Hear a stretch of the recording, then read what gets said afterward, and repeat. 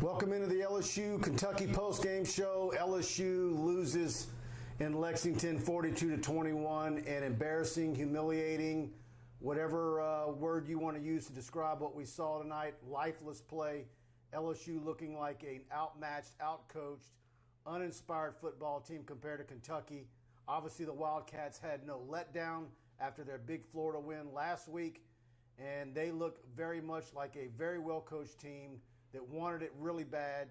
Having LSU at home, not something they get very often. Last time was 2007.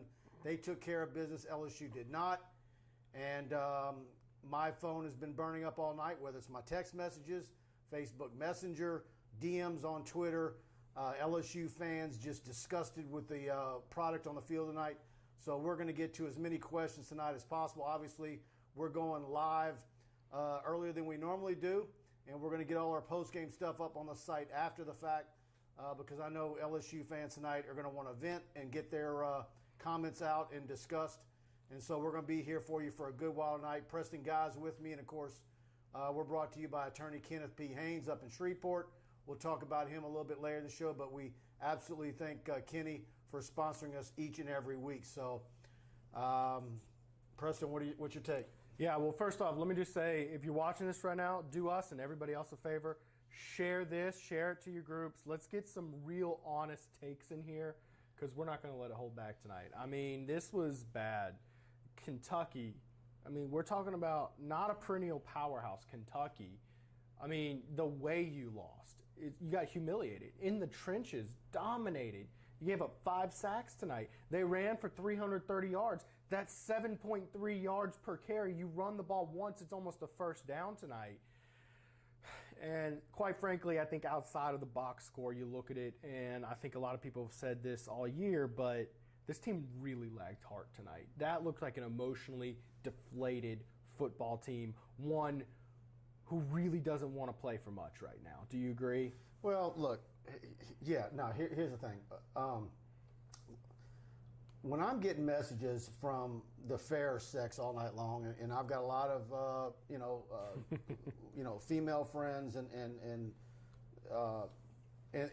they watch a lot of football, and they're educated on football, but when they notice the things that we see tonight, and they're disgusted, and they're embarrassed, and I like to know how many text messages I got from them.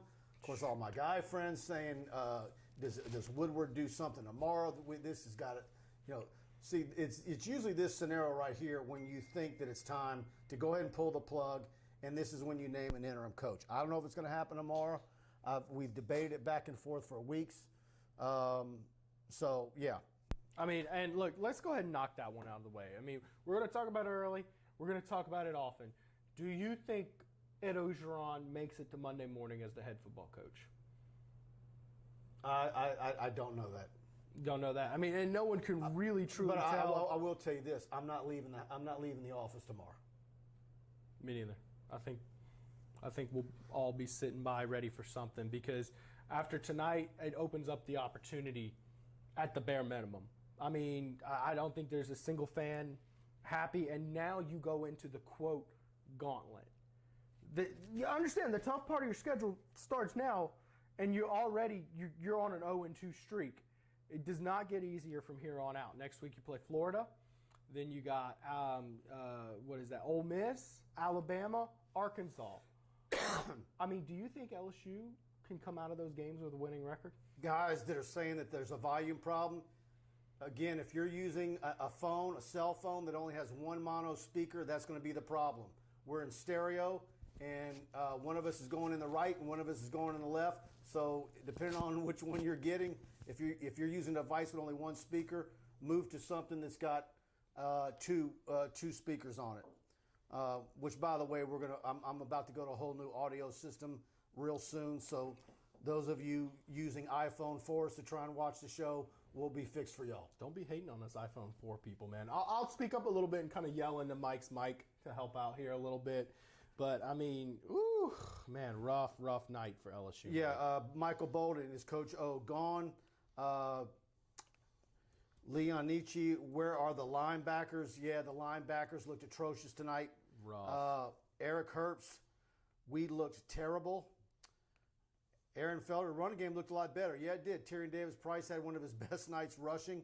What did he end up with? All right, so Tyrion Davis-Price was 22 for 147 and a pair of touchdowns, which looks pretty serviceable. They clearly had an emphasis on running the ball. Passing attempts, we saw 38 tonight, although a few sacks kind of took away from that. They probably called a little more passes. And 35 rush attempts. But, I mean, it's not like the rushing game was so overwhelmingly good. I mean, it was just there and average, and you still got your butts kicked. You got to wonder, how bad would this game have been if you weren't running the ball? Kenny Russell, Mike Orgeron has lost his team. I just don't see how Woodward doesn't make a move. Kenny, I'm tending to lean in your direction, but I don't know if that's going to happen. But it would not shock me if a move wasn't made. But there's a lot of people who can argue that that's not the right move to make. That you should let him finish out the year. But look, when a team performs like that and you go on the road and you look lifeless, that's when an athletic director, if he was thinking one way, he might be thinking another. So we're going to see. And Jeffrey Lorette, Mike, does the hammer drop this week? I mean, it's. Are you noticing a pattern? Yeah. Yeah. No. I mean, there's going to be a lot of questions. I don't know anybody that thinks Ed Orgeron's going to be the head coach much longer. Yeah, I mean, it seems like more of an inevitability than anything at this point. And I think a lot of fans want to transition into the who will it be. I think tonight we'll touch on it a little bit, but I think there'll be plenty of opportunities you're to talk basically about that. at a minimum of 6 to 8 weeks of coaching search. Yeah. And if there's anything we know about Scott Woodward is he keeps it close to his vest. We can all speculate on about 10 or 12 names. Some of them make sense. Some of them don't. You see American Patriots comment? Max Johnson equals Jordan Jefferson? I passionately disagree. Yeah, I do too. I mean, Max Johnson showed some. Did you see? All right, can we talk about a positive real quick? Because there's not much. Did you see the pass from Johnson to Neighbors? The touchdown? That was a freak of nature play. And I guess, if anything, that more so highlights why you're frustrated with this team, because the freak of nature athletes are there. I mean, there's all the pieces to the puzzle to be a pretty darn good football team. Just, man, it just isn't showing up on a scoreboard or with any consistency. Eric DeLyon, fire Ed now. Joseph Fuselier says, just go ahead and leave him in Kentucky. Brian and Annie Pitton, this is embarrassing. Yes, it is. Highly. It's Sean Wired. Defense got bullied. O-line and defensive line weak. I tell you what, look, I think there's some talent missing. Certainly you're going to lose some players in the offseason. I think the talent is better than what you're seeing on the field right now. But I think I think the end is near. It seems like an inevitability. I mean, I just don't know. I mean, someone tweeted out, Daniel Vlosky tweeted out, which he's a good guy, does good edits for recruits. He is asking, Ed Orgeron is the coach in 2022 and I sat there and I said, I really don't know. I don't know. And I'm not rooting against Ed. I don't think anybody is rooting against him. Personally, it's just this looks real bad. And let me tell you the thing with LSU here. LSU is the staple of inconsistency in college football. The highs are high, and there's all sorts of crazy stuff in between.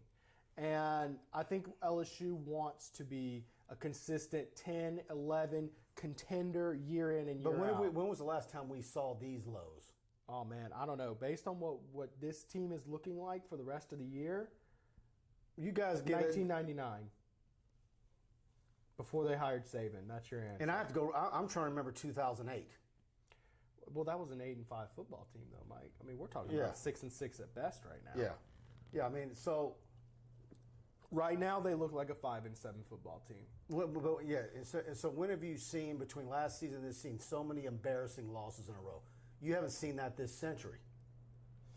In the span of 2 seasons, as many embarrassing defeats. You're 8-8. Since the national championship, you haven't gone any stretch. We're going back period. We're going to 98-99 the last time. I mean, really, the 90s is the last time you've gone that long with a stretch of going 500. Now, look, they've had a few games. Like, remember Orgeron in 26-17 when he first got the team? That was a 4-game low, way lower than this, but it's been maintained now. And I think people are running out of excuses for Ed Orgeron. Guys, do us a favor. If you're enjoying the show, if you're on Facebook, watching us there, although we prefer you watch us on YouTube. Either way, hit the like button on both platforms. And if you're on Facebook or if you're watch us on YouTube, please share the video to your Facebook feed and social media. Very much appreciative. It helps us with the algorithm when you do that. Hit the like button on YouTube. Certainly hit the subscription button and the notification bell.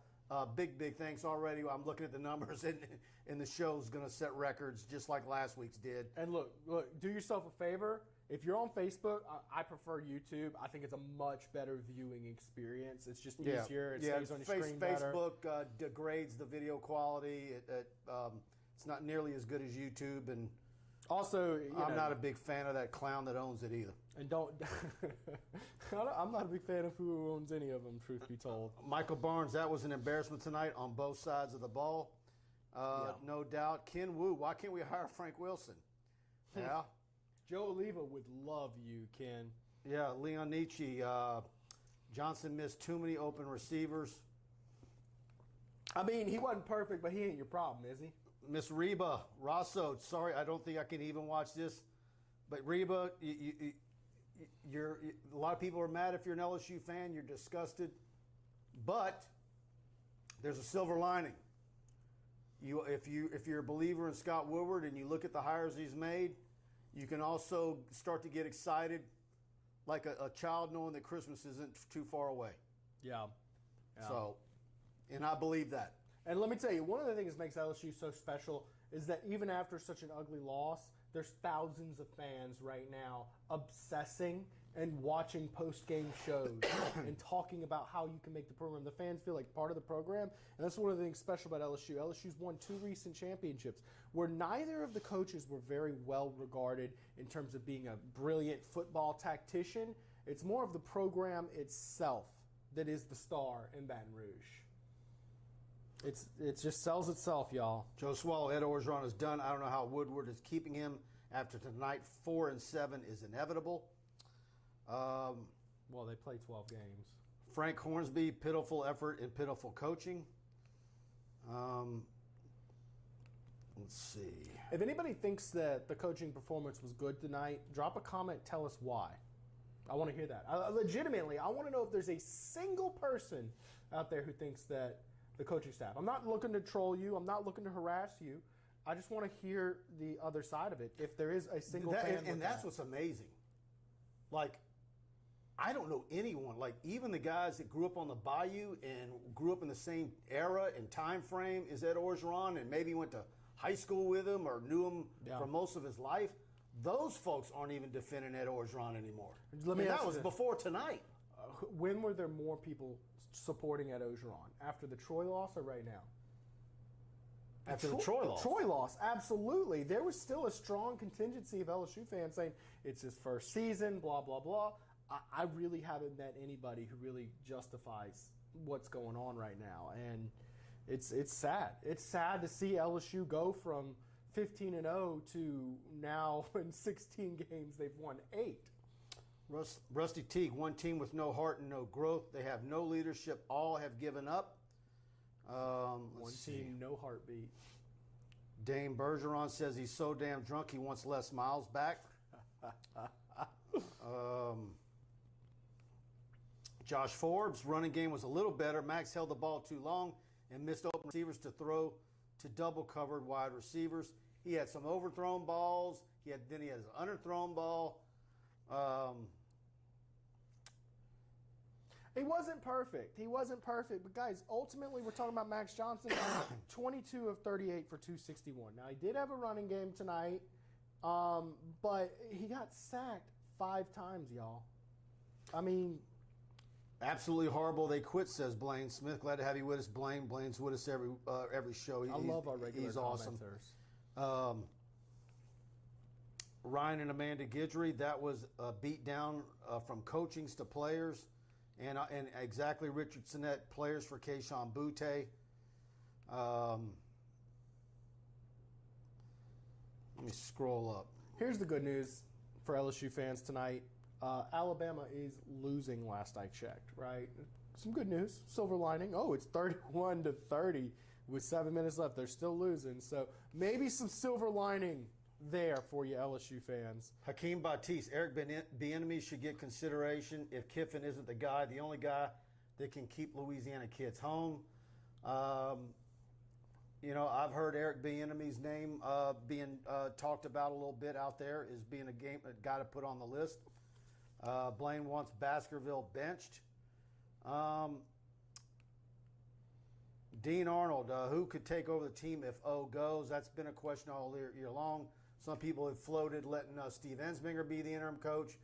I think you need to offer it to Corey Raymond before anybody else. He's got the longevity. He's a former player. Now, if he doesn't want it, where you go from there, I think you can. From there, I think once you satisfy at least offering it to Corey, then from there, I think you would go. Why not Durante Jones or somebody?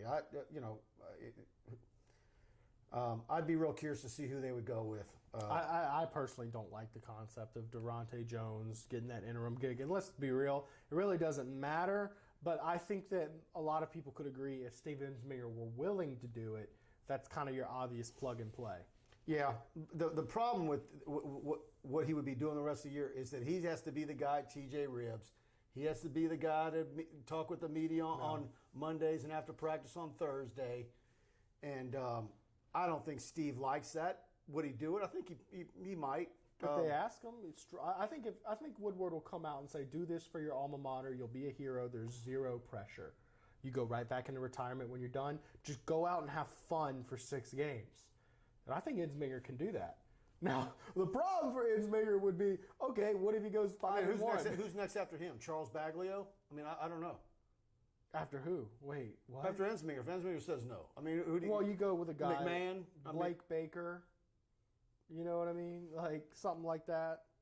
Yeah. Someone who's kind of been around. I think Durante Jones is a young guy who may be liable to... It's more about image control for the next coach. Someone who's not going to go out there and say something stupid. Dane Bergeron, we need a new coach that will be available at the end of the schedule or before in order to keep that recruiting class. Yeah, what is the last game that Saturday? November 27th? Is that the date? So, that's why, when you start putting together a hot board and you start listing candidates, the one guy who could start immediately within a day or two would be Chris Peterson if he wanted to get back into coaching. Yeah, Chris Peterson would be, I don't know. I think Chris Peterson's a lot more likely than a lot of people are giving it. I really think he's very, very likely, and that's another factor that goes in his favor. Well, I know he's got a son that's got a condition, and so...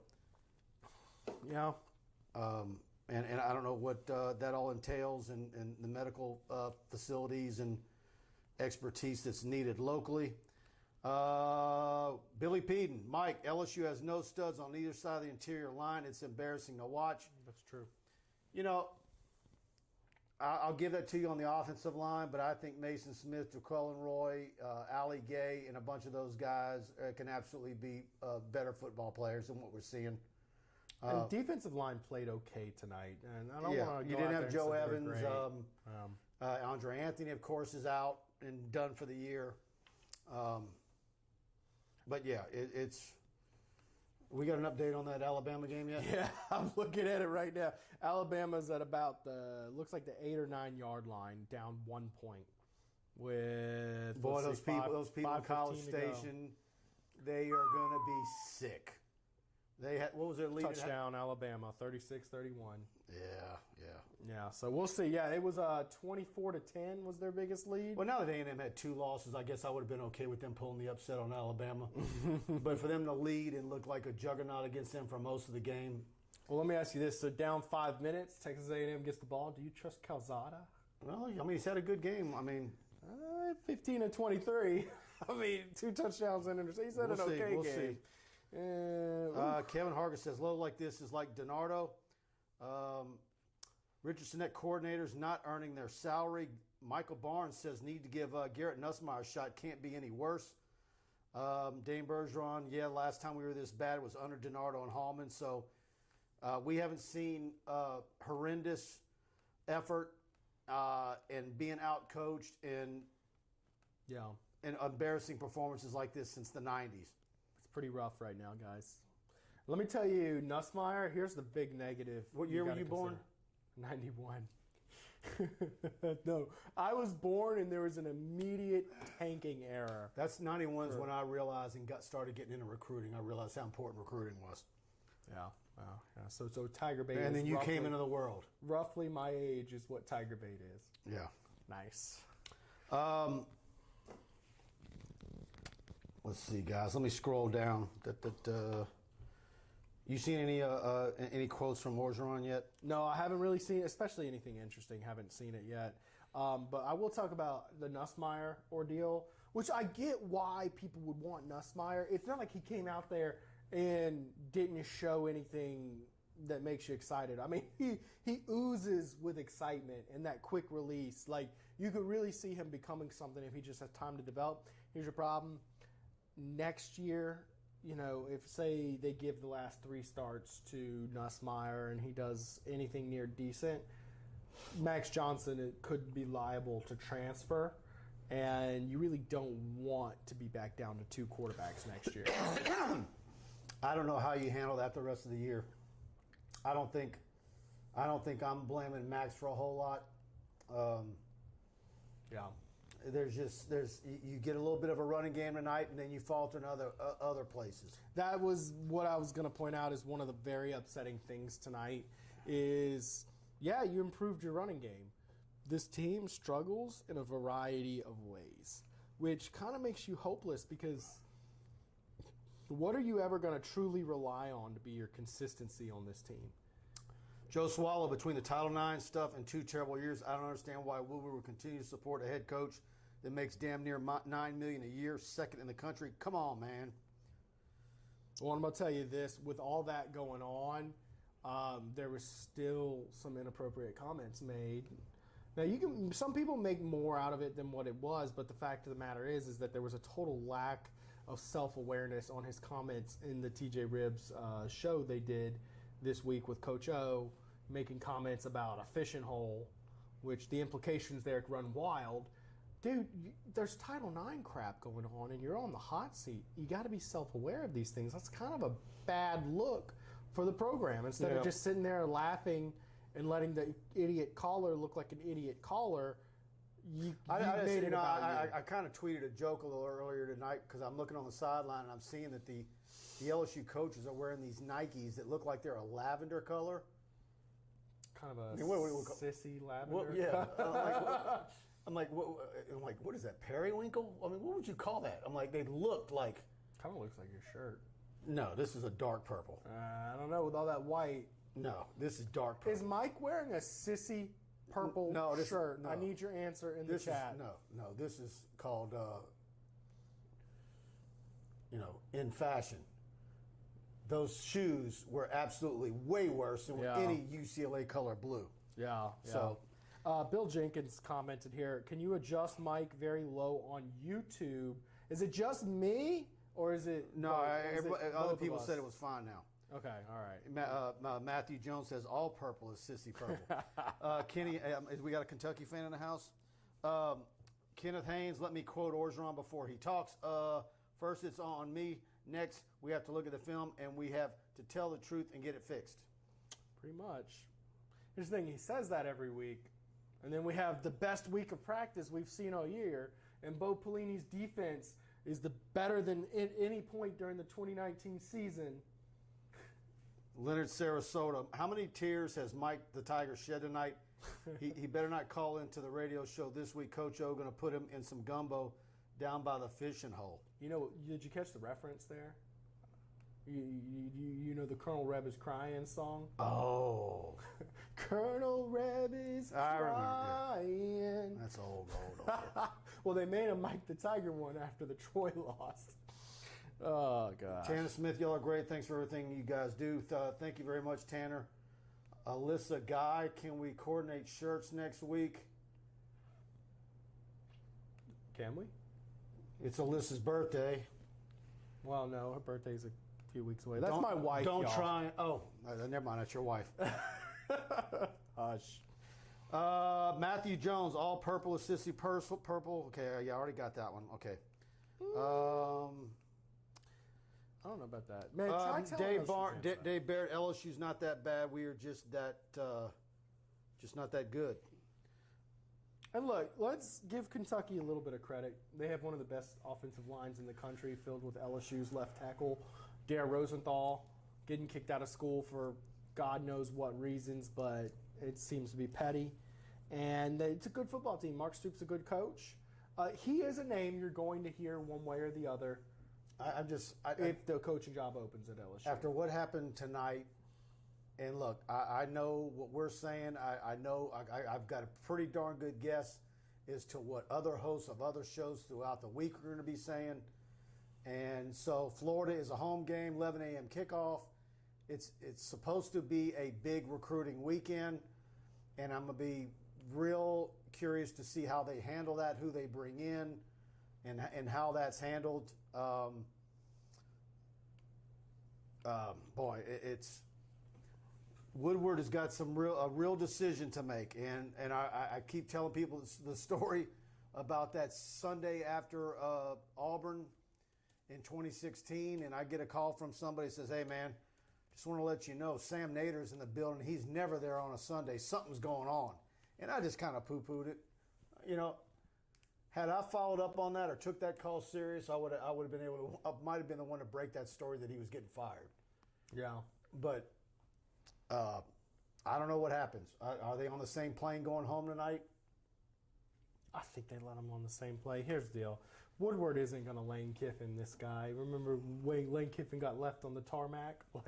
No. No, but we're talking about a championship-winning coach. The guy, love him, hate him, whatever his flaws are, he did assemble that 15-0 team. That was all his guys he brought in. It wasn't like Les Miles winning a championship with the scraps of Nick Saban. That was Ed Orgeron's football team. He just couldn't duplicate it. And the biggest problem with Ed Orgeron, my wife made a point to me tonight. Well, he did it once. Why can't he do it again? He might be able to do it again. Here's the problem. In between, you're going to take your lumps with inconsistency because your program is married to Ed Orgeron. You cannot. He is reliant on coordinators, and he's one bad coordinator hire away from 7-5 at any time. It's hard to bring in coordinators. The average tenure is 2 years. Under Ed Orgeron, less. Dave Barrett, sorry for your loss. Laugh online with the crying smiley face. Big Blue Nation. David, congrats to your Wildcats. You got a solid football team. They're well coached. Your stadium was packed tonight. Looks like they had a good time. And congratulations and good luck in the East. That's all I can say. Yeah, good luck against Georgia next week. Yeah. I mean, look, I wish Kentucky. I mean, they'll look, probably finish second in the East. That's a darn good football team. A&M touchdown, Kenny tells us. Oh, shoot. Let's see. What's that scoreboard? Well, I hadn't updated on my screen yet. Let's see. Maybe Kenny's breaking some news for us. I'm still showing 38-31. Yeah, man. You're behind. I'm on that slow Cox internet. Yep. How wild. Let's see. By the way, shout out CBS for being the only platform in 2021 where you can't really stream their games without paying extra. Even though I pay for your cable already. Thank you, CBS. I want to talk about Kenneth B. Haynes, who sponsors us each and every week, and much thanks to him for making the show possible. Kenny, of course, is a 1989 graduate of LSU, Paul M. Hebert Law Center, 30 years experience in family business and personal injury litigation, over 15 years of experience as an assistant district attorney, handling all post-conviction matters. He's been lead counsel on everything from complicated rollover accident to a simple divorce to a death sentence appeal. Kenny is board certified in family law since 2004 and board certified in appellate practice every year that the specialty has been offered. He served on the Specialization Advisor Committee for Family Law for 2 full terms. He's currently serving on the Specialization Advisor Committee for Appellate Practice, and he's currently the Vice Chairman. Excuse me. And he's the invited speaker at LSU's continuing LSU legal education. Proud founding member of TigerBait. He's an active participant on our Tiger Den Premium message board. And sometimes he's referred to as the unofficial lawyer of TigerBait.com because he always reserves the right to think most clearly for a paying client. Check him out. His link to his deal is in the description box. And give him a call, most definitely at 318-222-2100. And, of course, his law firm is on 912 Kings Highway in Shreveport. That beautiful old house is on the National Registry, and you can't miss it. And if you're from the Shreveport area, you know exactly what we're talking about. And much thanks to Kenny for sponsoring us each and every week this football season. And Kenny's one of those good guys that I'm just so grateful to have gotten to know through my time at TigerBait.com. Great commenter, very insightful. Appreciate you, Kenny. You want to just go rapid fire, look at some. Oh, look, it's names? John Marin. Did you hear that? Did you hear that? I missed it. He says, John Marin says, how funny was it Kentucky played the song Calling Baton Rouge just to add more insult? Oh. Man, Kentucky really wants us to be pissed off. That's the thing. I went on a Kentucky radio show this week, and they were wanting to talk trash. Natalie's posted this several times. Yeah. Max is a joke and the worst quarterback in college football. I mean, that's just not. That's not good commentary. It's just not. I mean, he's one of the top SEC quarterbacks, I think. David Barrett, would LSU consider Urban Meyer if the situation presented itself? Man, I tell you, I think after what LSU's gone through with several coaches, I think Woodward is going to go for the most. I was telling Preston this early. I don't think he wants any cartoon characters. I don't think he wants any grass eaters. I think he wants a guy who's basically Ward Cleaver. I don't know who Ward Cleaver is. Leave it to Beaver. He's wanting the daddy of the. Okay. He's wanting your Ned Flanders. Yeah. Okay. Yeah. The very straightforward. But I think also championship coach with a great pedigree, basically, beyond reproach. Well, don't you think Urban Meyer at a podium kind of is that? He was that guy. I was shocked about what I saw last week. Yeah. So my thought my issue with him though has always been his health. I thought it was very plausible, very much more likely than you might think because of what Woodward is and does, and how when things go south. Urban Meyer doesn't like sticking around. I thought it was very likely that LSU could land him as your next coach. I think that video surfacing last week went too viral. There's just too much there. And with LSU's Title IX stuff, think about the Barstool memes. Oh, Kentucky may have won, but Mark Stoops desperately needs some chapstick and moisturizer. I tell you what, I do worry about Coach Stoops. He's always got that red face. He's obviously a little overweight. Hypertension. I don't know what his blood pressure level is, if he's on blood pressure meds, but he needs to take care of himself. Man, I'll tell you what. Because he looks, you know who also looked like that? Was old, rest in peace, Cajun baseball coach Tony Robichaux. Ooh. Now, I'm going to tell you this. Mark Stoops is a good football coach, though, and you could hear his name come up. Here, let me throw some names out at you real quick, just rapid fire, yes, no, maybe short explanation. Are these realistic options for LSU? Joe Brady? No. Luke Fickell? Maybe. Bill O'Brien? Maybe. Dave Aranda? No. James Franklin? Maybe. Lane Kiffin? I know you have a lot of thoughts on him. Just yes, sir. I think the truth is yes on Lane Kiffin, right? I think he's a low maybe. I think a lot of fans are going to like Lane Kiffin. Brian Kelly? Again, that goes to me not wanting a cartoon character. Brian Kelly? Yes, maybe. Matt Campbell? Yes. I'll cut it off of there. I got about twice as many names. Did you put Luke Fickell? Yeah, Luke Fickell. Yeah, you said yeah. Okay. All right, here's another interesting. But you didn't say Mario Cristobal. I didn't.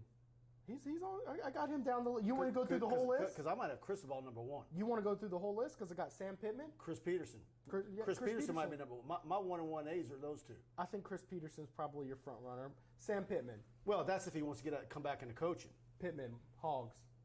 Your Hogs.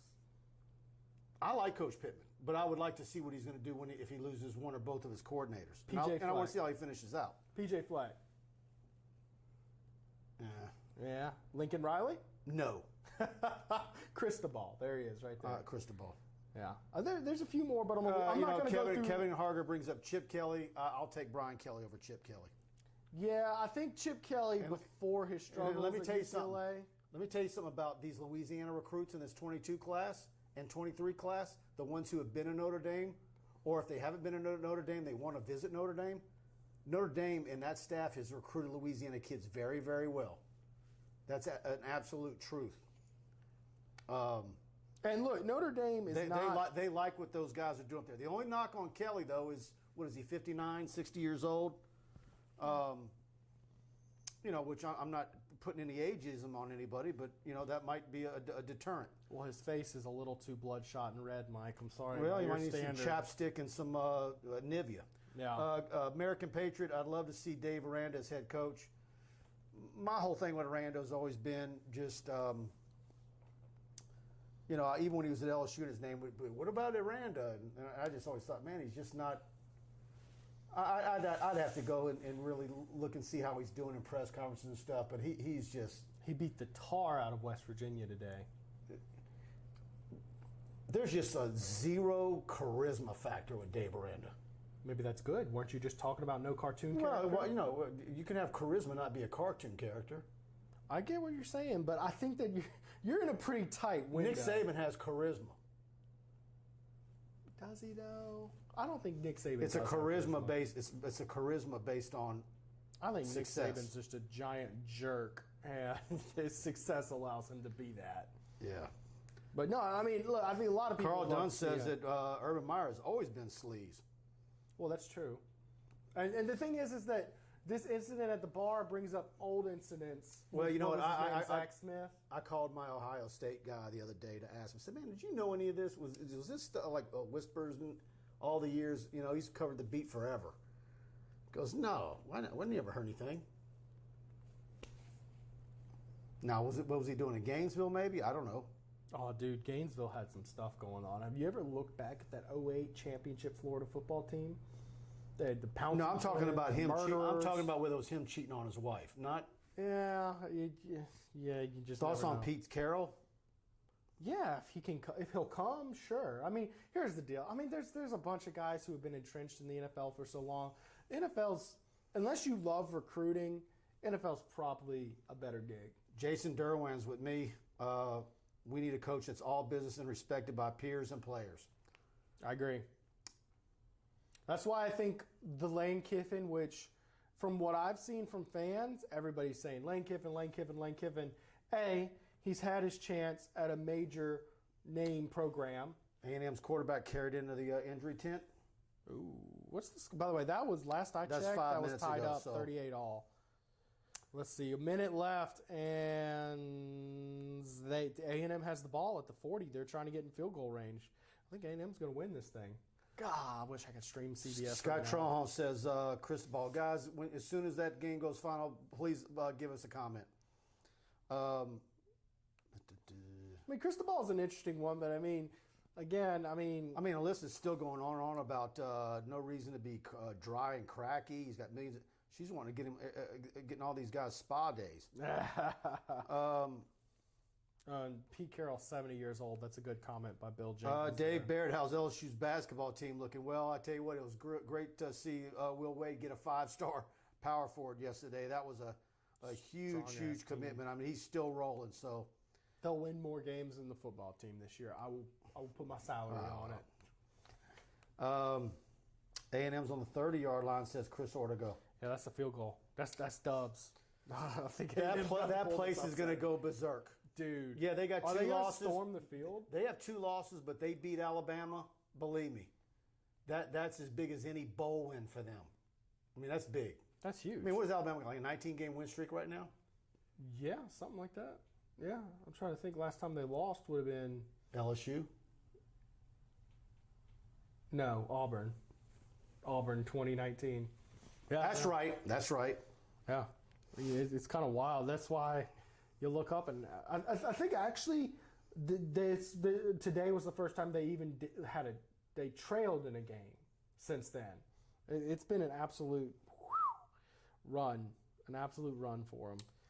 Terrence Wagner says, what about Billy Napier? I think he would be on a second or third tier group. with the type of names that I think Woodward can attract, the job can attract, and the stature of the LSU football program. Yeah, I appreciate and respect what he's done at ULL. Well, he needs to win a Sun Belt championship outright. Let's start with that first. Well, and I'd actually prefer not to go into the Sun Belt to find your next football coach. Yeah. Unless we're talking about someone who's like undefeated for multiple seasons, like a Chris Peterson was. Yeah, marquee win is a win over Iowa State during COVID. Yeah. With no fans. Yeah. Maybe one day he can develop himself, but not right now. And a pass interference on Alabama. Dude, they're at the 12-yard line with 14 seconds. They're lining up that field goal. Dude, Texas A&M is going to beat Alabama. How you like it? I love it. That's the one good thing for LSU tonight. Zay Witt, so when is Max getting benched? He's getting to be unwatchable. We need to stop with the excuses. He isn't that guy. Man, first of all, I'm not getting rid of Max because I think he's played very well considering he does not have a good offensive line. One of the worst offensive lines in LSU history. He hasn't had a running game to help him either. Yeah, I'm not. What we saw tonight and what we've been seeing isn't his fault. I mean, do you realize what LSU fans would do to have a quarterback with 1,500 yards and 17 touchdowns with 4 interceptions halfway through the season? You realize he's on pace to be second in school history for touchdown passes? I mean, and by a good, decent margin over what Matt Mock did. I mean, he's not been bad, y'all. I mean, I think people got a little bit too much of that Joe Burrow season stuck in their head comparing him to, and it's just not realistic. Field goal team is going out. 2 seconds left. Oh, gosh. They won 41-38. Jimbo Fisher becomes the first former Nick Saban assistant to beat him. Let's throw his name in there real Dean quick. Arnold, will Brennan play? And that's a question, too. I could see that. When he's supposed to be back? Alabama game. Yeah. I don't know. I could see Miles Brennan coming in late in the season. Yeah, but I don't know that you're bringing him in just because it's his job. No. I don't know how you play that. I honestly don't. Yeah, I don't know. But I'm not yanking Max because I think he's not the guy. I'm putting in somebody else just because either he's being very ineffective in a game and you're going to try something different. But, yeah.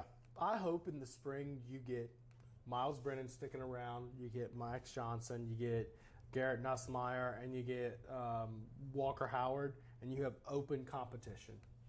Just open it up. Whoever the best quarterback is gets the job. C-Man, what's the early diagnosis on Kayshawn? It looked like an ankle, but because we went live as soon as the game was over within 5 minutes, I didn't get to hear what they had to say.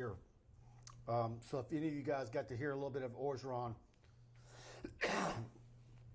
or somebody on the LSU network gave an update, let us know. I did see it, and the way that ankle rolled doesn't really concern me. It rolled forward the way it's supposed to been. When it goes side to side or backwards, then we're talking about some major sprains or breakage. I suspect that it's just a sprained or rolled ankle. I think it'll affect him for a week or two. He might miss next week, but I don't think anything long-term or serious.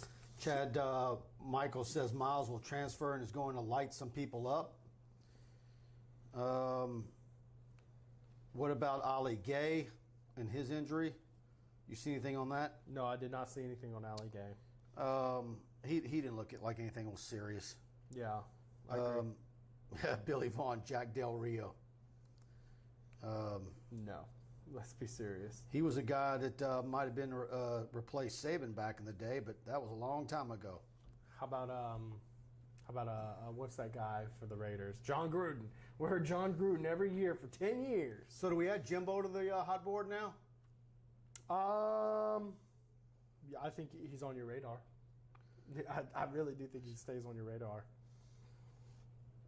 But kind of on that I've seen A&M twice this year. Them beating Alabama tonight after what I've seen out of Alabama all season makes no sense to me. Shocks me. I cannot believe that. It makes no sense.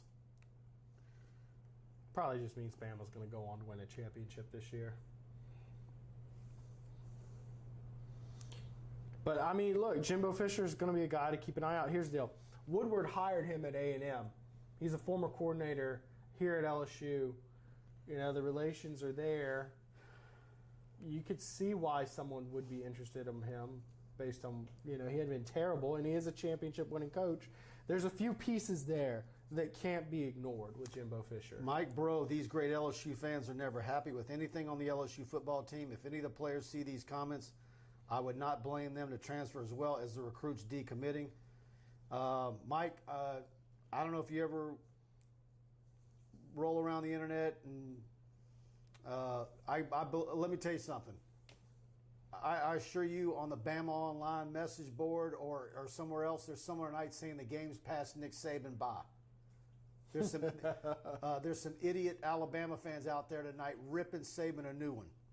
It goes on everywhere. You know, I hear that a lot. Like, people kind of expect us to be like cheerleaders on this show, to like rally the team to victory, but I don't think, like, we're talking about public figures. They deal with criticism. That's part of the gig. That's why Orgeron makes And here's the thing $7 now, million a year. And here's the thing now, with the NIL money, they're basically professional athletes now. Yeah, I mean, It used to be where you would back off amateur football players because they weren't getting paid. well, and that's now a what do you policy say? I've always said. I don't know. The line's gray now. Very good. It's beyond that. I mean, if you're Bryce Young making 7 figures, I don't know. I guess I kind of go with the line of Kids starting to work on their brands in the 9th and 10th grade. Yeah, I mean, Reserving web URLs in the 9th and 10th grade. American Patriot, my prediction is Billy Napier will be the next head coach because he passed up the Auburn job. He knows something. if that happens, I want you to come back on this show when it happens, okay? We'll probably do a live show for that. And I want you to come say, I told you so, Preston. Preston, you were wrong. I don't think it happens. Eric DeLyon, everybody wants a new coach. Nobody's blaming the players. That dude needs to get some brain cells working. By the way, I still haven't seen a comment of anybody defending Orgeron tonight. No. I mean, I wouldn't ask if there's literally a single person. Please leave a comment. Scott Trawn, LSU's recruited linemen very well. They will be good in the next couple of years. In fact, LSU lost multiple of the guys on their line in recruiting, probably I think 3 or 4 of them. Mm-hmm. Last year, the Father Reed kid, Kenyon Green before that, a couple of years back. Yep. You know, that was James Craig. Yeah. And look, I mean, again, I've talked about this conundrum every single week. There's more talent playing football in Louisiana right now than there's ever been. Who do you trust to bring them in, and who do you trust to develop them? Because if you do both of those things, you will, I guarantee you, a championship. I mean, that's that kind of talent. Oklahoma had a great comeback today. Ole Miss and Arkansas game was unbelievable. Alabama versus A&M was great. Caleb Williams, who LSU recruited, saw him at that unbelievable summer of 2019 football camp when LSU had a who's who of quarterbacks there, and he was there, and he was fabulous, and he was fabulous today for the Sooners. And he considered LSU very seriously. He did. I talked to him today. I'm telling you right now, I had I'm not going to say what 100%, but I think that recruiting process would have absolutely could have been very much different had Joe Brady stayed at LSU. I agree, but I do think LSU coaches liked Nussmeier more than Caleb Williams. I was sad to see Caleb Williams go to OU. I had enjoyed talking with him. But they were 2 different years. Same year. No, that's right. But I think Caleb knew Nussmeier was LSU. Oh, well, Nussmeier was committed. And I talked to Caleb afterward, and Caleb said, yeah, no, I don't care. I'll go into a class with 2 quarterbacks. And I was like, but really, though? And, you know, he just kept on saying that. But, like, you don't go into a class with a guy like Nussmeier. That camp had Ty Simpson that's going to sign with Alabama, had Altmaier, who's, at Ole Miss now. I mean, Walker Howard. Mississippi State, yeah. I mean, that was the best quarterback camp I've ever seen. It was stacked. And I think LSU had a chance at Caleb Williams, but he was going to go down to the wire. And Nussmeier was ready right then and there. And quite frankly, they had Nussmeier as 1A and Caleb Williams as 1B on their board. So they just went with Nussmeier, and ultimately that cost you Caleb Williams, I think. But Caleb Williams is a great kid. Talked to him a lot. I talked to him today, sent him a message, said I was proud of you, and he responded back saying thank you. Just class act kid, man. Yeah, you did a couple updates on him. I did, yeah. I mean, he was very responsive. You know, it was one of the ones I was more sad to see go.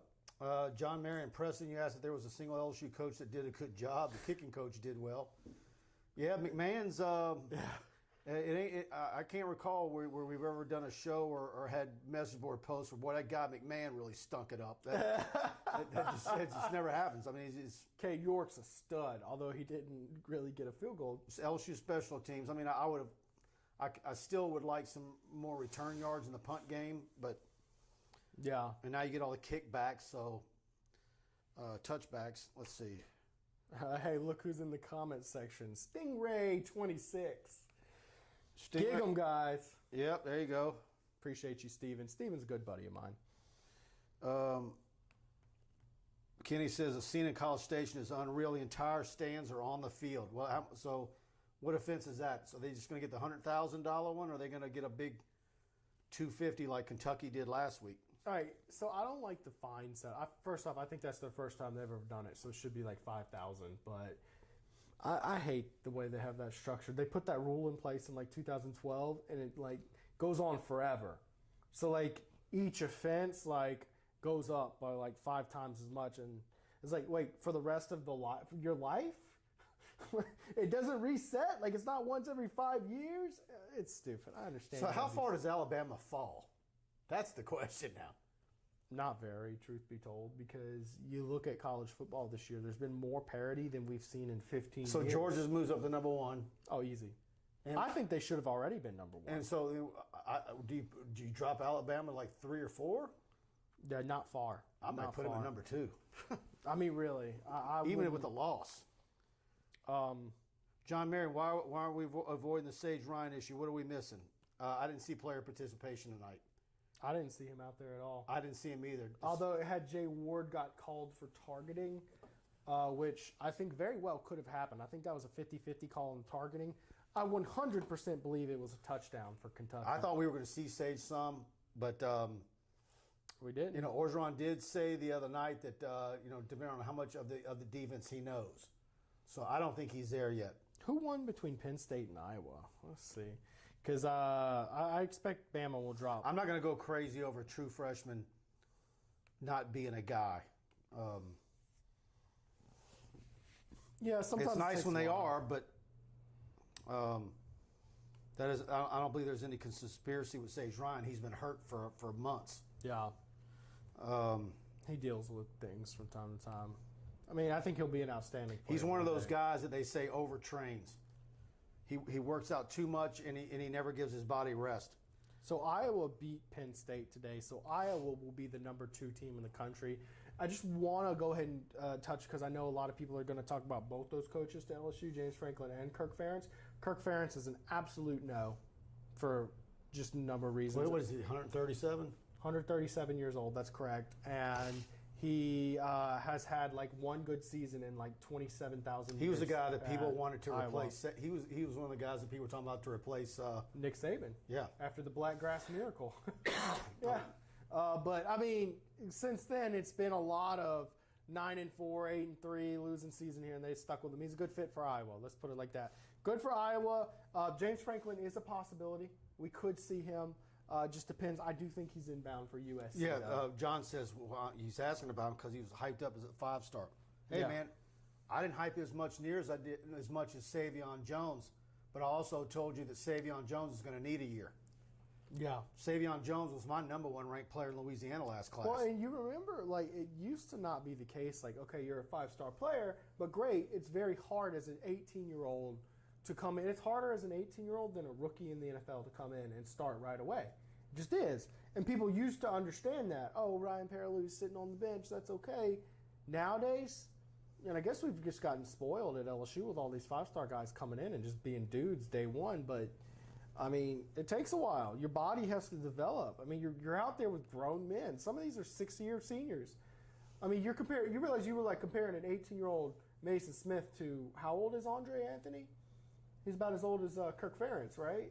Then they're about the same time. Matthew Love, so long, Ed. Thank you for 2019. Yeah. Yeah. Guy I graduated high school with, ended up in Iowa, and his son is a redshirt freshman linebacker for Iowa. Yeah. He graduated from Terra High School. Look, happy what he's doing there. Yeah, everybody's talking about Iowa. Esteban. Hey, in the house. What's good, Esteban? He's in here all the time. Sean Olivier. Do you think this is the worst group of linebackers in years? It's certainly the most misfit group because they're running a 4-2 base offense, and in the 4-2 they're running, you're expected to do a lot of coverage and outside run stopping. Well, these are all 3-4 built offensive linebackers, right? Which are more run stopper in the middle type guys. And it certainly is square peg, round hole, and I kind of get it. That's a growing pain, and honestly, that's a growing pain that goes straight to Ed Orgeron. Because Ed Orgeron insisted that we move from the 4-3-4 to the 4-3. Or 4-2, a four-man front. He really wanted a four-man front. So all the criticism for that growing pain goes straight to Ed Orgeron. Stingray said that Gary Daniels said it's the $250,000 variety for A&M. Ooh. When did they storm the field? How long was that? When was the last time they did that? Or is it like I don't know. your first offense stays on your resume forever and ever and it comes back like a DUI? Yeah, and look, I think it's fine to charge them $250,000. Just don't escalate it beyond that. We don't need to get beyond. Like if the school's willing to pay $250,000 to stop it from happening, great. Yeah, but just fine the school $250 and move on. Let people storm the field. Youngblood 46. Seriously, guys, which assistant coach on Orgeron's staff could really fill in for him if he's fired now? And that's a debate we've been talking about since week one. And that is very telling, isn't it? Where you really, like you're saying, man, is it maybe this guy? If it's not him, you've got to go outside and pick up an analyst who's retired? Yeah. And that's a legit conversation you're having? And Mike, I'm not 100% certain that that's not by design. I mean, I truly do think I can't name a single coach that Orgeron has hired since he got there. Name one with head coaching experience. But my point is like it's been the instability of the program, the turnover, and it's something that they've been negatively recruited against, the stability factor. So, and it's not to say that these guys, a lot of them aren't, because I think Durante Jones is a good coach. I think Andre Carter has got I think he's got a bright future. The defensive linemen love him. I'm not going to put anything on Brad Davis for what he's dealing with, both talent-wise and him having to come in June and start from scratch. I know there's been some people who maybe have, questioned Falk a bit. But I'm hearing more and more people say that they think that there needs to be a thorough house cleaning. And it's something that I've talked about for years, and it doesn't mean that that guy who does that in that department isn't good people, or don't do a good job, or they're not one of the best at their jobs in the country. But a new coach probably needs to come in and level that place. Yeah, completely.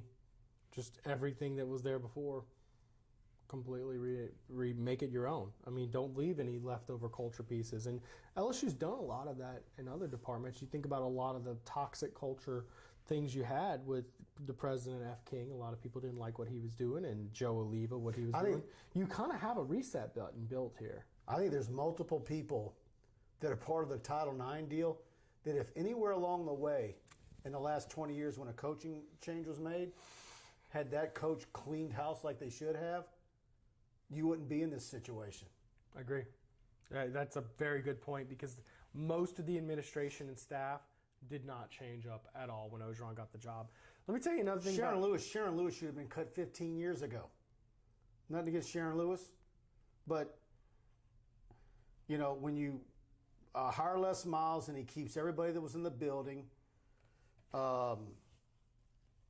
keeps a lot of people. Ed Orgeron gets elevated from interim. That's why you get in the trouble you get into. I agree. I think you just got to start fresh with LSU here. And to think about what some of those people are getting paid. for stuffing envelopes and sending mail to recruits and having auto allowances? Fishy stuff. Huh? Fishy stuff. I've heard one of them's got like a $900 a month auto allowance, and they're not even a coach. Yeah. Man, I don't really. I mean, the stuff at LSU is out of hand in that regard, people. I mean, Get on it. That's a story right there. And I think that the athletic director and president of the university are now both no-nonsense type guys. And I would expect a lot of that we'll call it, baby weight to get cut. I think it's a combination of that and being state employee, being the kind of thing that you get with being a state employee. Yeah, absolutely. Yeah. So it'll be interesting to see, and it'll be interesting to see a timeline. Should the person that makes the lanyards for recruits to wear around their neck have almost $1,000 a month auto allowance? Asinine. So those comments, Mike, I'm gonna just sit and keep them to myself there. Austin Thomas stays. Yes, he does, Scott. He was brought in by Scott Woodward. Randolph Vance. Here's what would be hilarious. Urban Meyer quits his job tomorrow with the Jags, and USC turns around and hires Ed Orgeron.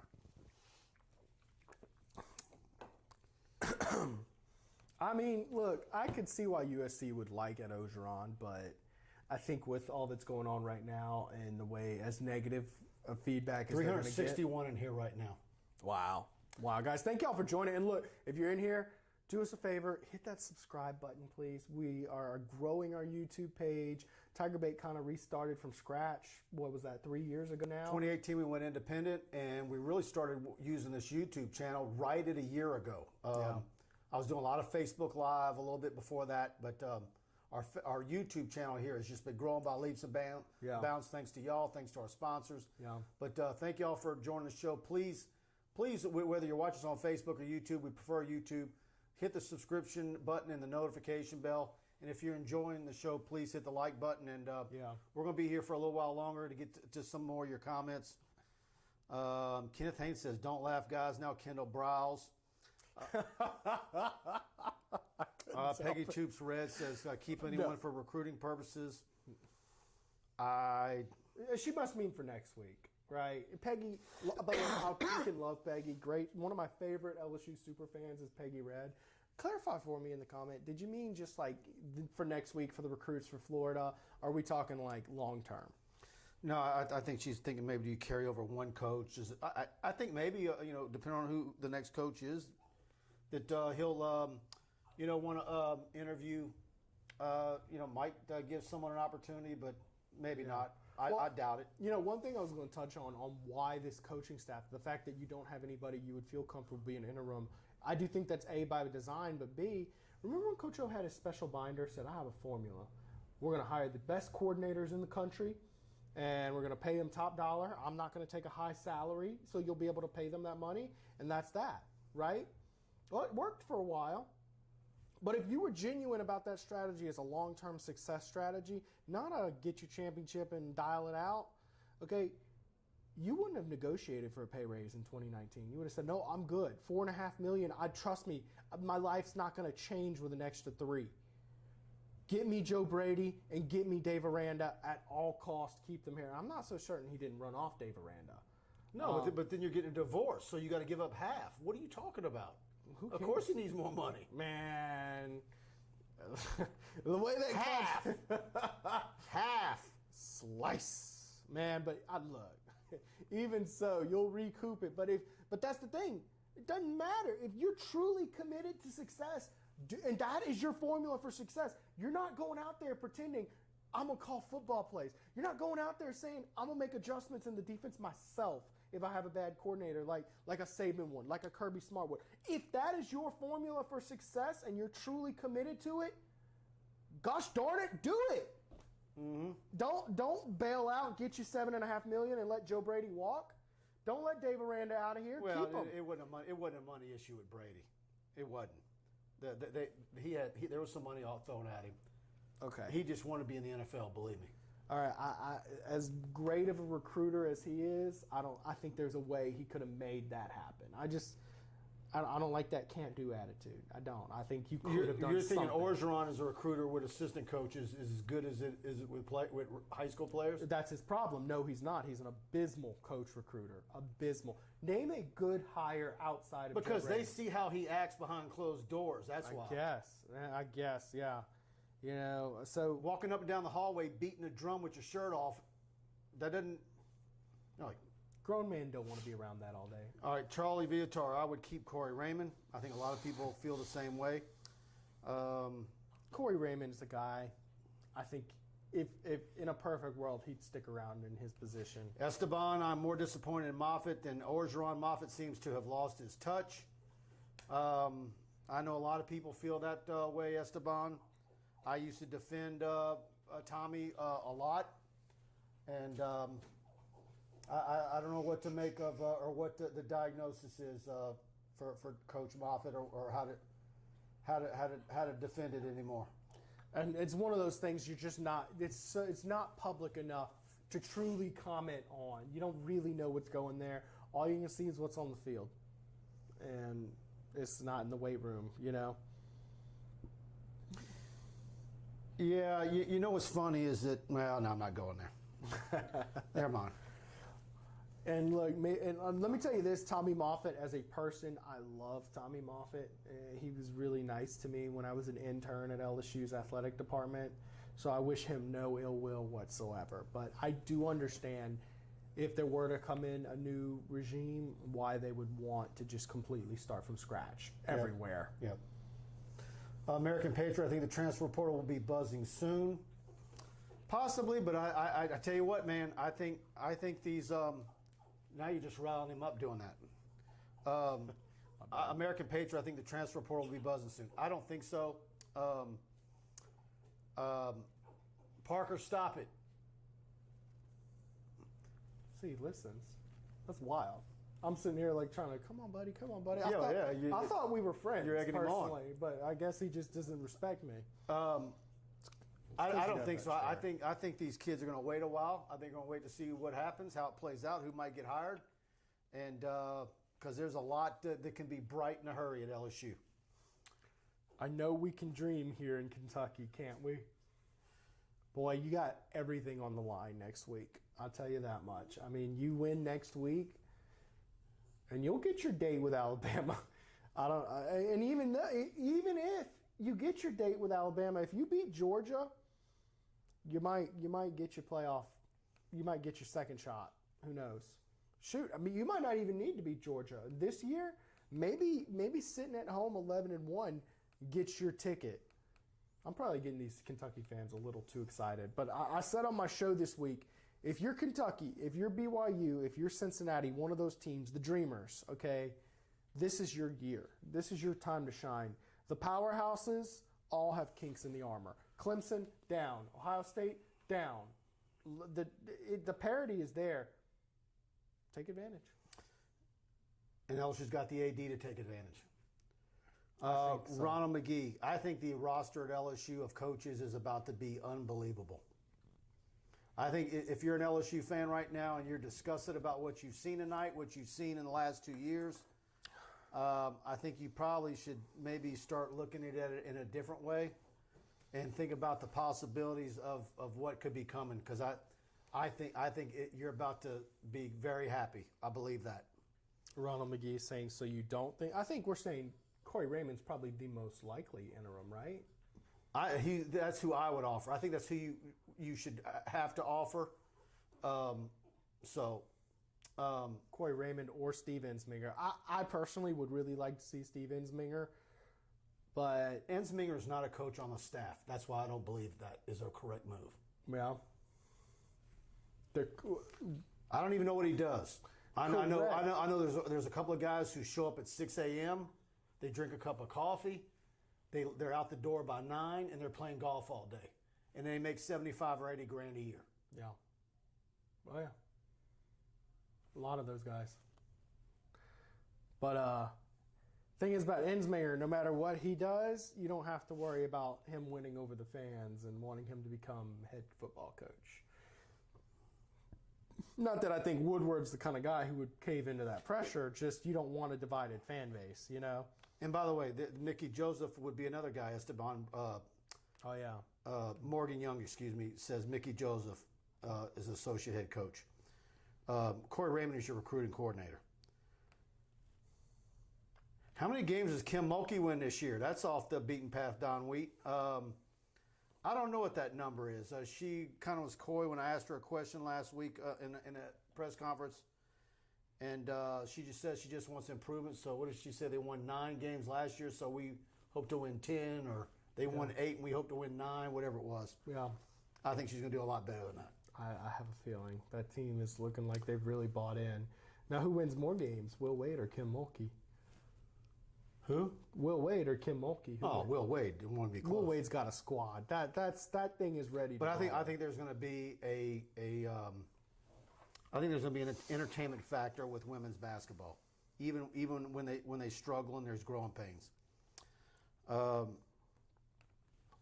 Darren Straub, Luke Fickell, and James Franklin are the top 2 candidates.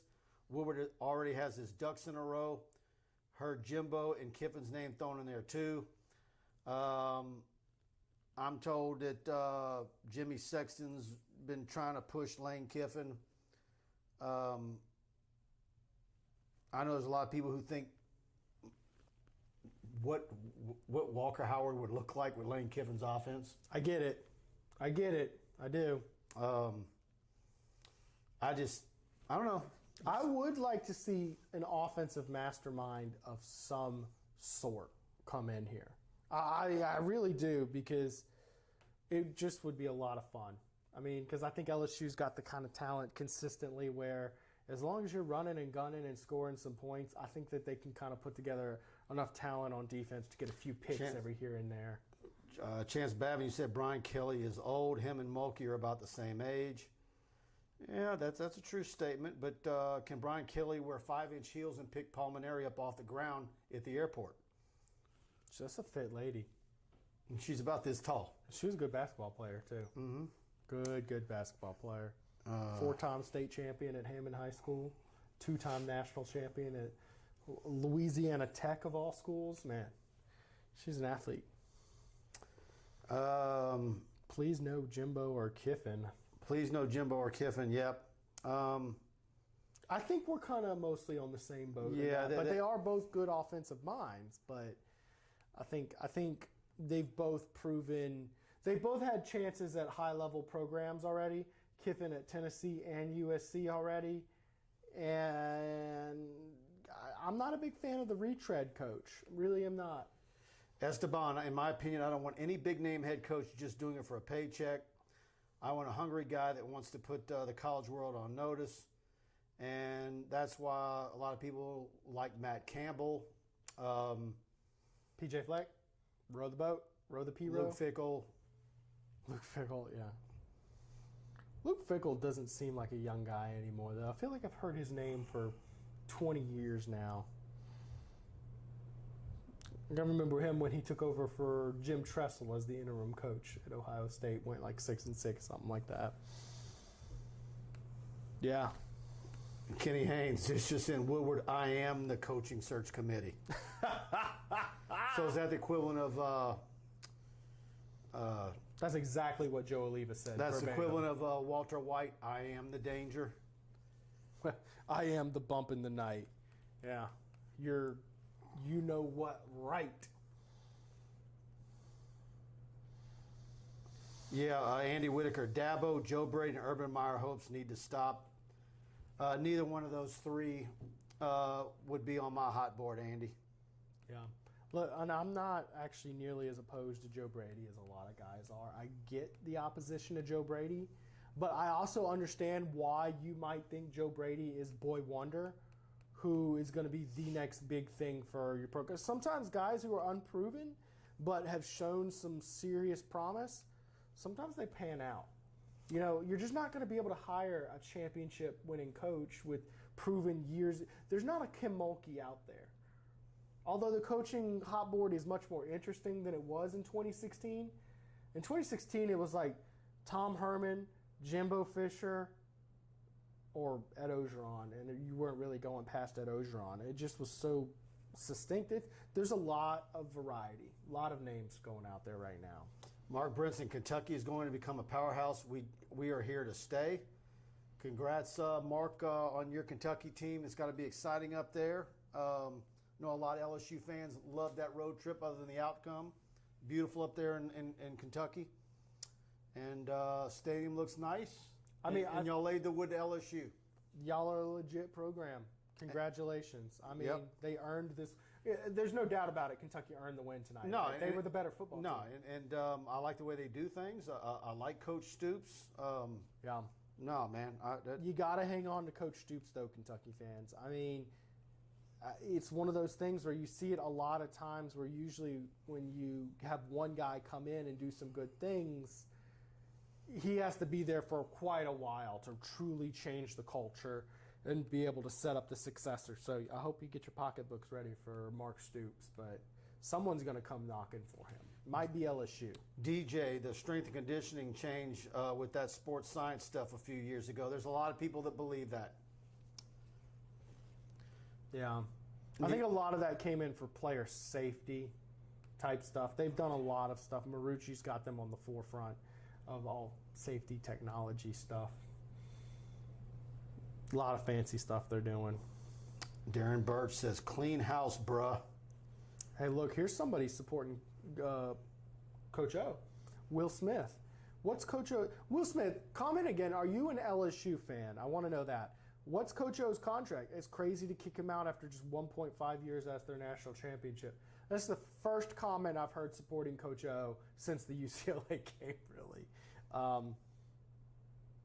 The fact of the matter is that, you got to put butts in that 102,000 seat stadium. You got a $28 million locker room. You got more talent in the state than you've ever seen before. And if you just kind of do the bare minimum, most of them are coming to LSU. Make something happen. Trenton Eubanks, the new coach, will have to start at ground zero, especially with the recruits, because I think LSU has lost a lot of credibility lately. It won't be it will not be difficult to do that. Put up Randolph. Scott Trahan, what about Mel Tucker? I think he's one of the guys that I've heard listed. Put up Randolph Vance's comment in a bit. I want to address his together. This one? Edo has no recruiting left at LSU, but if he goes to USC, his recruit options open tremendously as he can build off these new recruits. Is that a USC fan? Look, I mean, I would wish. Is that a tongue-in-cheek? Is that like more of a spin-off of what happened at the end of his show the other night? Is he talking? What kind of recruits is he talking about? Because he's in the Los Angeles market. That's either brilliant or very naive. I don't know, Randolph. Yeah, I don't know. Look, if he goes to if USC wants to call him, I understand why, and I wish him the absolute best of luck. I hope he learns from his mistakes here at LSU. David Barrett, fans have to stick with LSU and during bad times. That's key to our fans. Kentucky fans show up regardless. I was a little shocked last week when the fans really thinned out in Tiger Stadium in the second half, early in the second half. In a competitive SEC football game. Yeah, I don't know. LSU fans have just gotten real fickle, and I'll be honest, I'm not sure LSU's doing enough to support LSU fans staying in the stadium. I mean, really, it is a pain in the butt to go to these games. It really is. Morgan Young.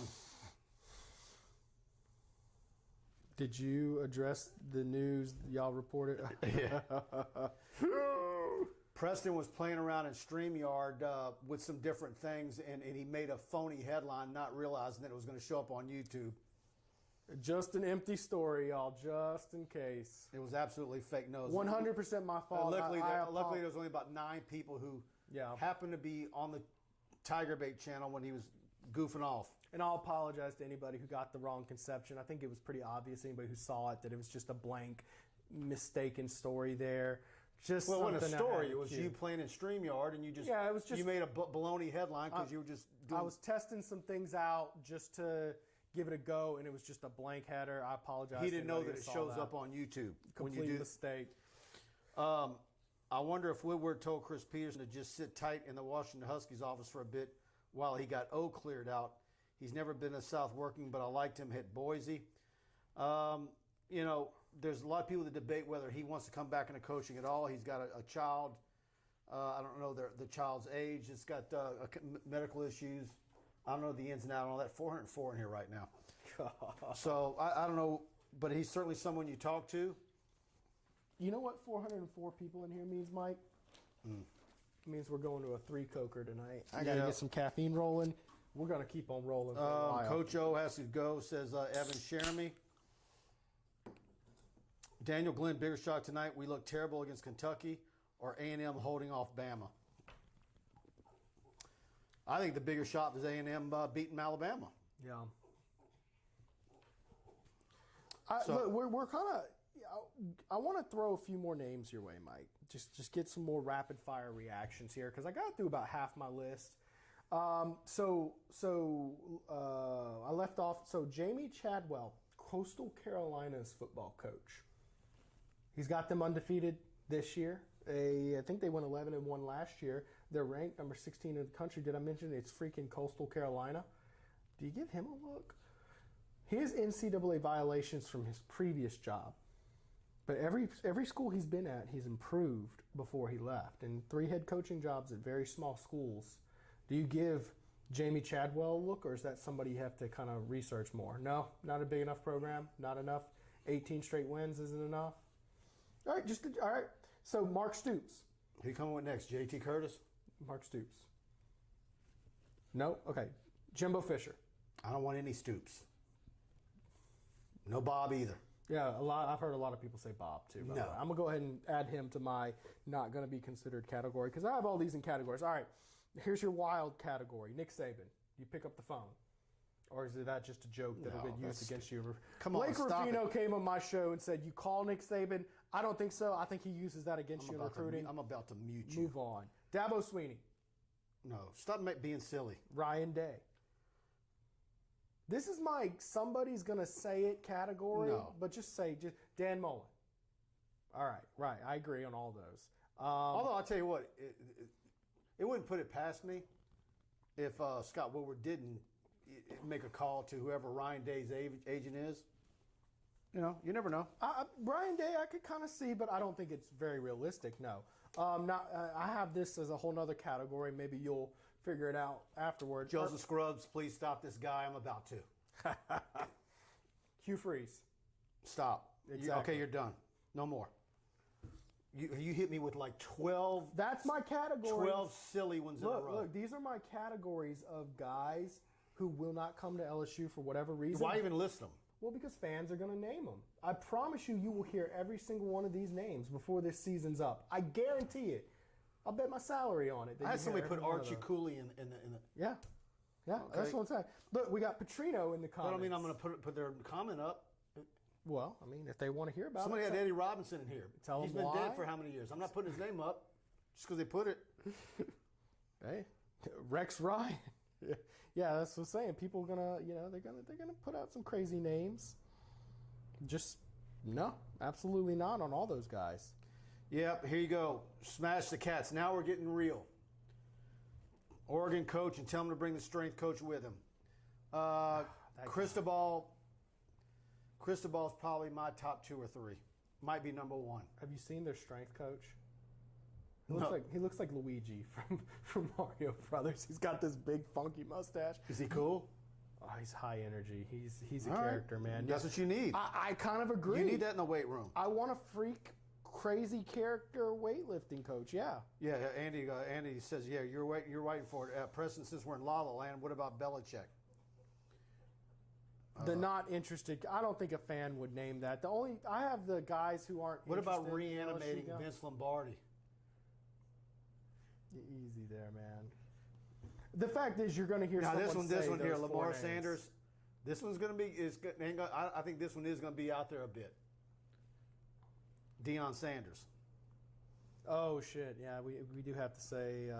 Some people are going to say him. He is in Mississippi, but no, No, I think he's doing this to make a cultural statement. I think he's trying to turn a historically Ryan black Dixon, program PJ around. Flex. Yeah, that's going to come up. He's done some good things. I do think he's at best your second tier round of candidates, right?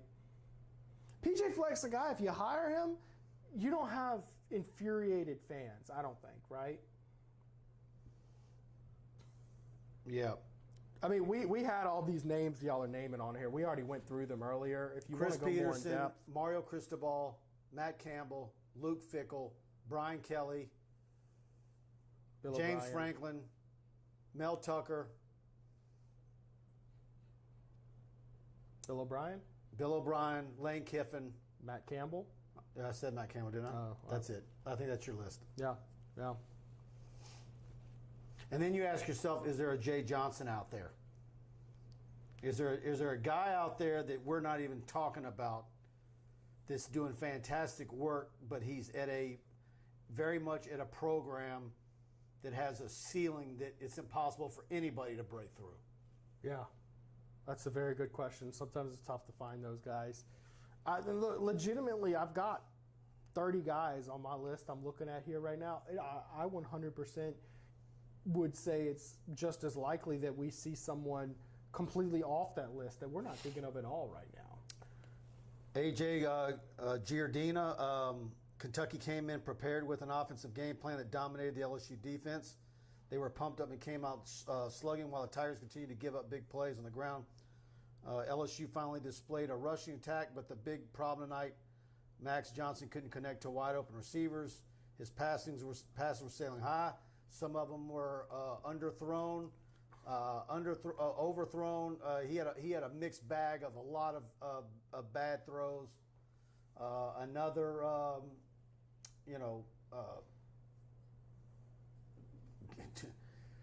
intentional grounding. I mean, he had it all. Yeah, Right. Michael Wallett, Deion Sanders would be a great coach for LSU. I don't know, man. I mean, that's got to be at least your third tier. I would like to see Deion go up one more level before I could go there. Yeah, I agree. I mean, it's kind of that same. Yeah, it's worse than Napier if you think about it. But I mean, Napier hadn't had quite the success he's But had. Deion Sanders is actually a smart football guy, really smart. Oh, Napier isn't? I'm not saying he's not. I'm not comparing those two. I'm just making sure we're clear because some people. Napier turned down multiple jobs, and everybody in Lafayette swears up and down is because he don't want the pressure. So is that what you want? No, I don't want A guy that. that's okay with being. I'm just asking. He's content being in the Skunk Belt Conference. I think if you hire Billy Napier, it's a very underwhelming hire that has a lot of people upset. Matt Rule in the comments. I can't tell if I'm still being made fun of for my not considered list, just to scratch off the list or not. But no, Matt Rule would not be. Chocolate Milk. Chocolate Milk says he wants Lane Kiffin. How many fans are out there right now who really just want to see Lane Kiffin? Comment in the comment section. I want to see how many of the Lane trains are in the comment section right now. Because from my feed, Lane's been the fan favorite. I don't want Lane. I don't think he'd be the best hire. But like you said, Walker Howard, Lane Kiffin. Andy Whitaker, 320 on YouTube. Thanks, everyone. No doubt, Andy. Thanks for thinking on behalf of us. Great crowd tonight. And if you're enjoying the show, please hit the like button. And if you're new to the show, hit the subscription button and the notification bell. We load the site up with new content almost every day, sometimes multiple times a day. And if you're an LSU fan, you certainly want to be a part of TigerBait.com. So we want to have you go check us out there. We're going to be glued to the office for the next, for the rest of the season, but more so this week because who knows what might be coming our way. Is tomorrow a Sunday, much like Les Miles had in 2016 after the loss to Auburn? The Lane trade comments are coming on. There is a fire in the comment section. Like, put them on the screen. Who's that? Oh, look at all the Lane comments, man. The people responded. Y'all need Lane. That's David David Barrett. He must be like a Kentucky fan or something. Yes to Lane. I'm still iffy on him on D. That's Kerry Hughes. Lane train would be fun. I'm not a fan. No to Kiffin, says American Patriot. Absolutely no to Kiffin. He's an word I'm not going to say, Roger Browning. We're trying to be PG on this show, guys. There's been some other shows out there that are absurdly raunchy and vile. We're trying to keep it more family friendly. If you got the 12-year-old in the room, come to our show. Because I remember being a 12-year-old kid watching Michael Clayton and Matt Mock. You know, I loved watching it with my dad, and hopefully we can be that show you can watch with your son. Lane Train, Jerry Carter says. No Kiffin, he behaves like a child. That's to your point earlier from Storm Warning on YouTube. Remember, you were saying one of the perception problems with LSU is it seems like you always have a goofball character coach. Cartoon characters. You want to be the grown-up in the room now, right? It's time for a daddy. Is Lane Kiffin daddy? No. He's not. He's Joey Freshwater. You need to... Brian Kelly is daddy. Yeah. Serious, straightforward, yeah. You need... I agree. Lane Kiffin is the middle child that causes you nothing but headaches. What about Jason Garrett, says Scott Trahan? Interesting. No, not going to happen. I just don't see a world where you pull an NFL guy. Is the coach on Monday asked Jim Milano. Who knows? Like I said, it could, you know, he might be the coach all the way through to November 27th. Or it could be tomorrow. Don't know. Yeah. But I'm my house is stocked with food, and I'm going to be in my office. I don't need to go anywhere. Mike, I'm going to pose a very interesting question to you as one of the forefront minds in terms of LSU recruiting, okay? Is it better for your recruiting, which your recruiting class for 2022 is mostly built, right? Is it better to rip that Band-Aid off, fire your coach in early October, and get you some time to get those kids, or is it better to kind of pull the rug out from underneath them late in the game, like say late November when signing day is in December, and hopefully they just don't have enough time to leave anyway? Which is better for keeping your recruiting class intact, Mike? Steve Bridges, man, Mike acts like this is his team. That's why they call you Mike the Tiger. Yeah. But no, Mike, seriously, which is better for your recruiting class? Fire him now or fire him later? Which helps you keep it together? I don't think it matters. Either way, it's the same? I don't think it matters right now.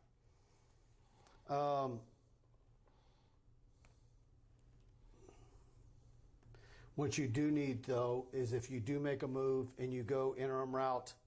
I mean, look, those coaches are on the payroll. In fact, some of them are on the payroll for several years. They continue to recruit and they continue to make calls.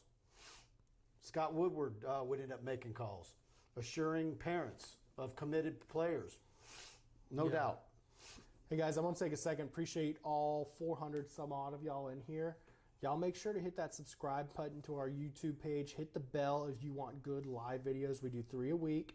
Get some good live content from TigerBait.com. We're a growing community. Started the YouTube page from scratch about a year ago, and me and you have both invested a lot of our time, work, and money, so has Buddy Sonji, into building this into something without kind of taking a leap of faith into doing this show.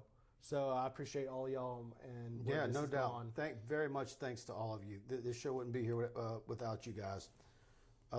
Crammons, would Kiffin finally stay put for considerable time here if he won a championship within 4 years? Or does he wish to get back in the NFL? Man, I don't know what the... Man, people are obsessed with Lane Kiffin. I don't know what this Kiffin stuff is, man. Look, I consider Kiffin almost in that tier 2. Yeah, pretty much tier 2 candidate. Like, there's some baggage there. Some serious cons against him. And I think that there's only one pro. It's the look at that offense. Think about Walker Howard. Joseph Scroggs, these recruiting concerns aren't relevant anymore. The portal changes. No, that's not true, Joseph. The portal is a big part of things now, but it's not. You still have to have strong classes at 25, If you're LSU, you still need to lock down the state of Louisiana and sign the best of the best. And LSU's sitting with 15 commitments for the class of 2022. If you make a move on Ed Orgeron, you need to do everything you can to hold on to those 15 and continue to recruit the Quincy Wigginses and the Le'Veon Mosses, the Shaz Pressons, and on to be a part of the class. Yeah. And look, Harold Perkins. Looking at these classes, by the way, stop looking at the shiny toys in the classes. Like you said, the athletes, DBs, receivers, running backs. LSU has been Alabama at those positions for basically the last 10 years. I mean, really top tier. Go look at NFL rosters. They basically are identical, LSU and Bama, at those positions. Even linebacker. Yeah, really. And a lot of these positions, you're good. Look in the trenches. That's how you define LSU's classes moving forward. How many linemen did you sign? Did you sign a 2-star and a 3-star? The goal is to be OLU. Continue what you're doing at the positions you've always done it at, but your number one goal at some point is to be in the discussion for OLU. And look, the dominating programs out there historically for the last 100 years, okay, have always been dominant in the trenches, okay? There's a lot of programs who can go out there and fake it with a good quarterback, but they're not really an elite program. An offensive and defensive line, those take years to build. It takes lots of guys to build. You don't get lucky with Johnny Manziel showing up on campus and have a good offensive line. Same people who keep saying Napier stopped with that. Woodward is not hiring him. I agree. Chocolate Milk. I love Ed, but he has to go. He's not a true coach. He's a recruiter motivator. Time for a change. Randall, right after him, Joe Brady would be a good coach. Yeah. I mean, there's obvious cons with Joe Brady. The lack of experience. Joe Brady might be a head NFL coach next year. He could be an NFL head coach, especially with what he's got going on with the Panthers. They're doing very well. Dane, Mike, who's been our recruiter in Georgia, Florida? You know, it used to be where it was divided up by territories. And really what they're doing now is each coach has been basically recruiting their position. And then Ed Orgeron has been on the ground floor with every single one of them. So LSU's actually done it a lot differently than it was done under DiNardo, Saban, and Miles. Yeah. So, by the way, there's... You know, it used to be where, like Corey Raymond would have St. Martin Parish, Lafayette Parish, Iberia, St. Mary, whatever, and then whatever position fell in those areas, they would be his. But then the position coach would be like secondary. Well, that's all been kind of a hodgepodge. Yeah, it's been more like the position coach recruits his position. Yeah, which I think actually makes more sense. Mark Cumby with a comment earlier. Y'all were brushing me off to the side. Hugh Freeze. He's asking about, as far as head coach and fundamentals, Freeze is your best option for a high-powered offense. All the Title IX stuff. That's exactly what you need is a Hugh Freeze. Exactly. That's a good one. That's why I just put him on the list to tell you, no, there's a 0% chance Hugh Freeze is there. And I even think guys with a little bit of a checkered past, like Urban Meyer, I think Urban Meyer's kind of off the table now after last week's little bar video came out. I think LSU needs someone cut and clean. Dave Aranda's another comment right behind that. Whitestone Court. I mean, you could see Dave Aranda. But just wait and see what he does at Baylor this year. But you could see a Dave Aranda. Mike Smith, I'm with you. One thing for sure, Woodward will hire a sexy big-name coach. I think what it's going to be is it's going to be an insane contract. So what is the top 2 or 3 guys right now? What's the average? Saban makes about 11. So let's just say 10. The next coach might have a contract that's like 8 years, $80 or $90 million. Yeah. And where people are saying, is he crazy? Is he crazy? You always look crazy on And then in year 3 or 4, that 8-year, $80 or $90 million deal, that guy's going to be probably about 13th or 14th amongst active college coaches in salary. That's how it works. But on day one, it looks crazy. Jimbo Fisher's. I said, and I said that in 20. What year did they get Fisher? 17. Yeah, 20. At A&M, and I said, yeah, I want y'all to mark that down. Y'all are seeing how crazy that is, and that contract will run to 2022 or whatever it was. And I said, and then when that year gets here, you tell me how crazy that deal was. It wasn't 2 or 3 years into that deal, 2 years later, where Jimbo wasn't even in the top 6 or 7 in the country with his salary. It was that fast. But on the front end, it's like one of the most lucrative deals in college football outside of Nick Saban, and that's how Scott Woodward gets his guy. Yeah. That's how he gets it done. And not only that, he's no Joe Oliva, and these coaches want to work for him. So all of a sudden, you could have a roster of a crazy good established coach at football, along with your Jay Johnson, your Kim Mulkey, and your Will Wade, and your Beth Tarina, and your great sand volleyball, beach volleyball, and on and on and on. And your gymnastics coach. LSU's roster is about to be insane. By the way, that's the positive. I'm not ending, but that's your positive for the night. If you're doom and gloom after watching LSU look disgusting tonight on the football field. So now you're looking at Jimbo Fisher's contract. It's basically 5 years, $7.5 million without signing an extension. You're exactly where you would be at right now. But that's his template, though. That's it's brilliant. It's brilliant. It's smart. You sign that big long contract. Who gives a care what 10 years from now you're paying him? Because 10 years from now it's going to look like chump change. But on day one, the Robert Manns of the world are going to go berserk. Calling out my former professor like that. He's a douche. Look, I don't like his football takes. I've called him out on Twitter many of times. David Barrett, LSU would have killed us if they passed the ball more tonight. I do think they were a little too run focused. Here's the thing. They were down in this game, okay? You were losing in this game. And I understand the commitment to run the ball in a competitive ball game, but Kentucky jumped out to a very quick 14-0 lead. That's when you open it up. It's almost like they can't react to the game and understand, well, yeah, we need to run the ball better, but you're down 14-0. You know what I mean? Yes, mix in some runs sparingly. They did do some draws tonight, a few, and they did some things to do better, but there were other problems that popped up tonight. And I think they probably should have tried to pass the ball more tonight based on the situation. Against Auburn, 2-score lead in the fourth quarter, please, for the love of God, run the ball. But here, probably should have opened it up more. A lot of Kentucky fans actually were DMing me saying, oh, yeah, no, we love this running game. They keep Butte away. They were scared of Butte. So, Joseph Scroggs, LSU should never be the laughingstock of SEC football. Agreed. I agree 100%. Darnell Holmes, Bill O'Brien. See what he wants? I mean, look, that's a guy, if you bring in Bill O'Brien, there's really not much negatives about him. It's just not as sexy. There's some Houston area LSU fans that follow the Texans that are very adamant against him, that followed him. But the NFL is just so different. I don't know. I mean, there's a lot. I didn't follow him closely when he was at Penn State. Yeah. But obviously he took over a very bad situation when he took that over.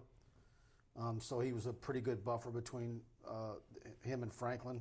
Well, what do you think Miami Dolphin fans were saying about Nick Saban in 2006? They probably thought, whatever. No, but there's other stuff. I don't know what all it is. It's not the same. Okay.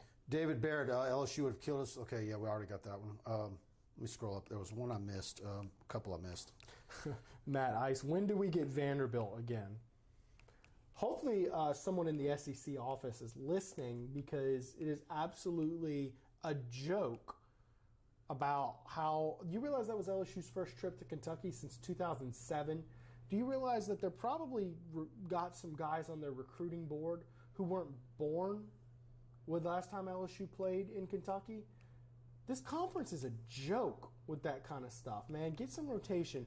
I hope to God when Texas and Oklahoma join the conference in this pod thing they got going on, I looked at that and I said, that's an immediate day one improvement because instead of taking 12 years to visit every school in the conference, you're adding more teams, and now every 4 you get to see every team in the conference. And this permanent rotating opponent, garbage, give me a break. Brian Madere, 60,000 at best for next Saturday morning at 11's kickoff, Florida. No. 80. At least 80. I bet you the actual doesn't meet 80. I bet you it's somewhere between 60 and 80.